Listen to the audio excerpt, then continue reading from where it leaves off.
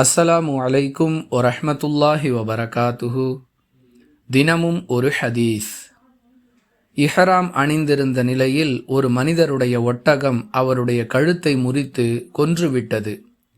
அவருடைய உடல் ரசூலுல்லாஹி ஸல்லல்லாஹு அலைஹி வஸல்லம் அவர்களிடம் கொண்டு வரப்பட்ட பொழுது, இவரை குளிப்பாட்டி கஃனிடுங்கள், இவருடைய தலையை மூடாதீர்கள், இவருக்கு நறுமணம் பூசாதீர்கள், ஏனெனில் மறுமை நாளில் இவர் தல்பியா கூறிக்கொண்டிருக்கும் நிலையில் எழுப்பப்படுவார் என்று அல்லாஹுவின் தூதர் ஸல்லல்லாஹு அலைஹி வஸல்லம் அவர்கள் கூறினார்கள்.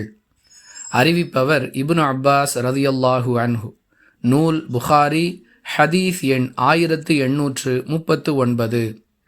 அன்பிற்குரிய அல்லாஹுவின் நல்லடியார்களே, ஒருவர் இஹ்ராம் அணிந்த நிலையில் மரணித்தால் அவருடைய மறுமை நிலை எப்படி இருக்கும் என்பதையும், அவரை குளிப்பாட்டி கஃனிடும் பொழுது நாம் கவனத்தில் கொள்ள வேண்டிய அம்சங்கள் என்னென்ன என்பதையும் இந்த ஹதீஸ் மிக தெளிவாக விளக்குகிறது. நபிகளாருடைய வழிகாட்டுதலை நடைமுறைப்படுத்துவதே நமது கடமை. புரிந்து நடந்து கொள்வோம். வாஹிரு தாழ்வானா அனில் ஹம்துலில்லாஹி ரப்பில் ஆலமீன். அஸ்ஸலாமு அலைக்கும் வரஹ்மத்துல்லாஹி வபரகாத்துஹு.